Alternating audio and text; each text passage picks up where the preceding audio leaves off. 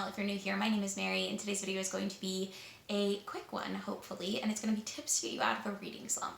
If you've been following around on my channel for a while, then you might know that all year I've had a really hard time sticking to organized TBRs. And that's usually something that I'm really good at doing. So this year I've been more of a mood reader, and I've also been slumping a lot harder than I usually do. And so I thought I would share some of the tips that I've used for myself that don't always work, but they tend to be things that help me move past a slump in my reading, and give you some examples of books that I think would be really good if you are currently in a reading slump to get out of them. The first thing that I have is books with short chapters. I really like a book with short chapters for when I'm in a reading slump because it's easy to sit down and read a 3 to 5 page chapter rather than a 20-page chapter. It also makes it easier to just say, oh, I'll just read one more, which keeps you going, keeps the momentum going. And I think it's especially easier to pick up a book with shorter chapters because it's much less daunting of a task. Another tip that I have for you is to try to pick genres that you find very readable or that don't necessarily take too much brain power, but you want to continue to know what happens. So for me, two genres that I return to over and over again when I'm in reading slumps are romance, because they're fairly predictable and just very easy to read and binge read at that, and also thrillers or mystery thrillers because they are usually faster paced and the twists and turns keep me interested for longer. Another tip that I have for you, especially if you are someone like me who is used to reading organized TBRs, but nothing that you have on your radar is especially calling to you at that moment, I really like to just go to the library and blindly pick out a book and then read that book the same day or right after I get it from the library, because that is like something about having something new that I wasn't planning on reading or that hasn't been sitting on my shelf staring at me for a year or more sometimes makes me more excited to pick it up. And next I have 10 recommendations for you for books that I think are good to get out of a reading slump if you're in one. And obviously not all of these will work for all people, but these are all books that I would recommend to people to read, especially people who are either not into reading in general. These are books that I think are good to pick up to get into reading. And then also if you're in a reading slump, these I think are good books to try to get out of one. So first I have The Hating Game by Sally Thorne. It's an office romance about these two people who really dislike each other, and they start having to compete for this promotion at their job, and then they sort of begin fake dating, and which turns into real feelings. So this is a hate to love romance, office romance, forbidden romance type of situation, and I really love this book. I read this book twice in like a week when I first read it because that's how much I enjoyed the reading experience of it. I read this last summer for the first time. And something about it, again, being romance, especially because I was really rooting for these characters, it really worked for me. Another romance that I have for you is the Kiss Quotient series by Helen Huang. My personal favorite in this series is The Bride Test, which is the second book, but I know a lot of people like the first book a lot, and I know that the third book had some mixed reviews, but I also really loved that one. I think the first book is my least favorite in the series, actually, but it's still really, really good, and I think I still gave it 5 stars. So these are a series of romances. They're standalone romances, but they follow different members of the same family. In the Kiss Quotient, we're following this woman, Stella, who works in some sort of math-based job, and Stella is on the spectrum, and so she has a really hard time dating, and she's never really had a relationship.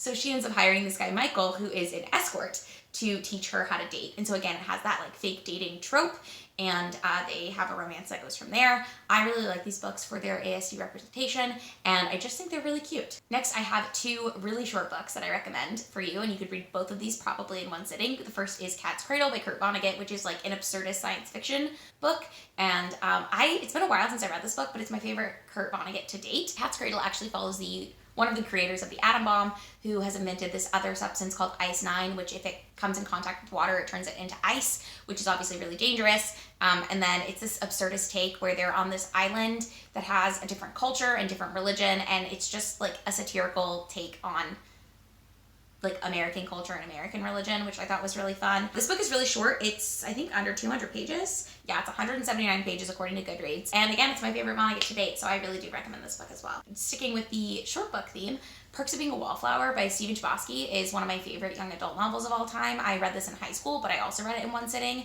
It's also got a really good movie to it. I really liked the adaptation, but this one follows this guy, I think his name's Charlie, and he is starting high school, and I think the whole book is told in his diary entries or letters to himself that he's doing as a part of his therapy, and it takes the whole book to really figure out what has happened in his past exactly, but it follows him making new friends, having a crush on someone, dating someone, and just like life in the like mid-90s, and also it deals a lot with mental health and stuff, so I guess definitely make sure you're in the right spot or like space mentally for this book.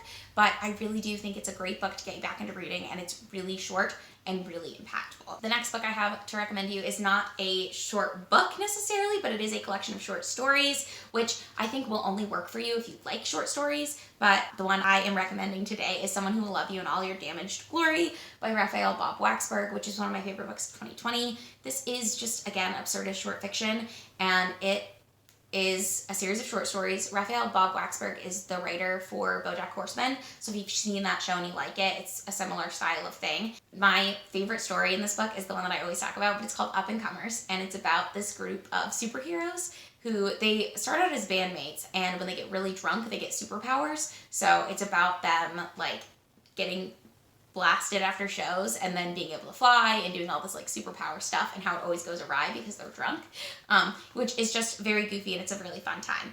But this book as a whole, the collection, is about different types of love and different ways that people express their love and different types of love that you can have, and then like just the things that happen in relationships, all kinds of relationships, not necessarily just romantic relationships, but there's also like a take on Frankenstein's monster in here that has to do with a theme park where instead of like Donald Duck or whatever, they're dressed with like big heads of the presidents. I think that's what's on the cover here too.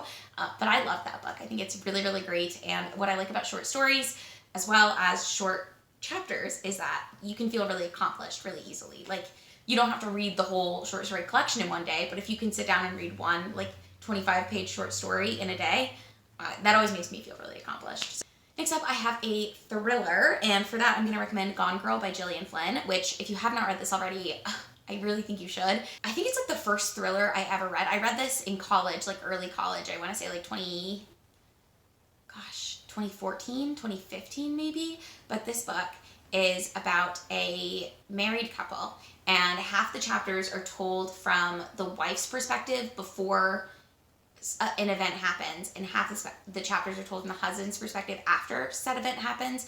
And what happens is the wife goes missing, and the police are trying to figure out what happened to the wife, and everyone is suspecting the husband of doing something, and you as the reader cannot tell if something has actually happened to the wife or not. You can't tell if the wife is alive or dead. You don't know what's going on until you do. This book has a movie adaptation.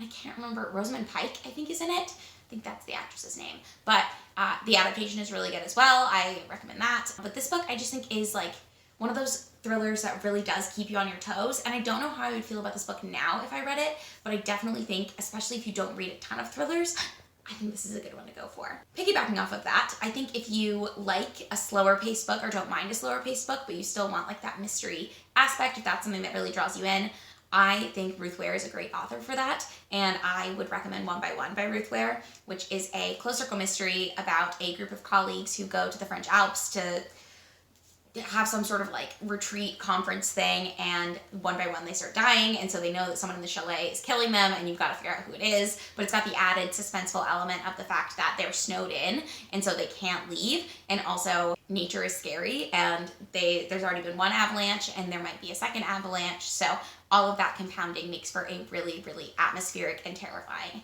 mystery. If Ruth Ware is not your speed, I know she's not for everyone, and you might have read a couple of Ruth Wares or one Ruth Ware and you just know that it's not going to work for you. Another author that I always hear people talk about and that I have read, and I enjoyed this book, but I didn't love it as much as any of the Ruth Wares that I read, is The Guest List by Lucy Foley. And this is again another close circle mystery, but this one takes place on an island, which is off the coast of Ireland, I want to say, and there's a wedding happening. And so you get the perspectives of all of the different people, and you know at the very beginning of the book that a body has been found, but you don't know who has died, and you don't know who killed them.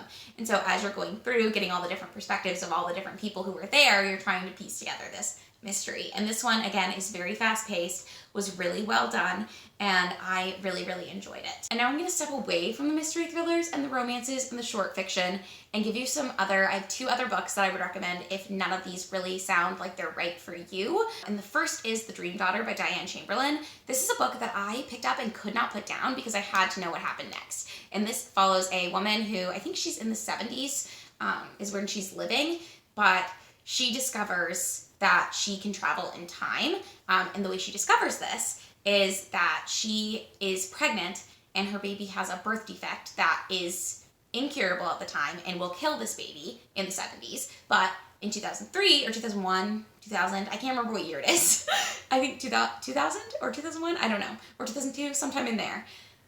At that time, there is a cure for this ailment that she has. So her brother-in-law actually traveled back in time, and he has a timepiece that can travel her forward in time to 2000, 2001, 2002, whenever she's supposed to be able to do this. The problem is it's kind of unpredictable time travel. So I'm sure you see where this is going.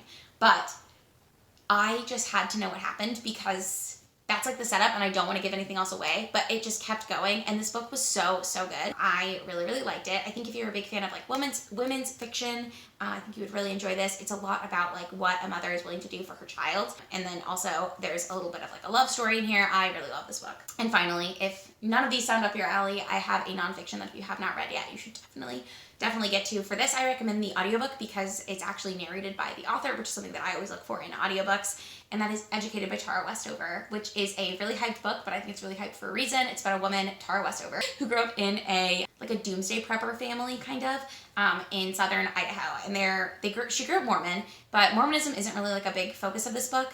The big focus of the book is that her dad did not trust the government, so the kids were never sent to school. They also didn't trust hospitals. They did only like homeopathic medicine, and they had all sorts of crazy things happen, and they didn't go to the hospital, and I can't believe that they didn't like die and have more like very traumatic injuries.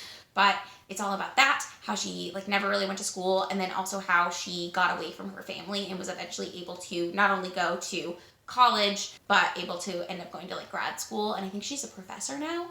So it's a really interesting story about her like very sheltered upbringing and how harmful that was to her, but also how she got out of it. That is another book that I would really recommend. And again, it's a nonfiction, but it really does like, you want to keep reading because you want to keep knowing what's going to happen. So I love that book as well, and I do highly recommend it if you are in a reading slump. But there you have it. Those are my tips to get out of a reading slump, as well as my top 10 picks to help hopefully get you out of a reading slump if you are in a reading slump. Let me know in the comments down below if you have read anything recently that got you out of a slump and what it was. Also, let me know, as always, if you've read any of these books and how you felt about them. Don't forget to like this video if you enjoyed it, subscribe to my channel if you want to see more from me, and I will see you in my next video very soon. Bye!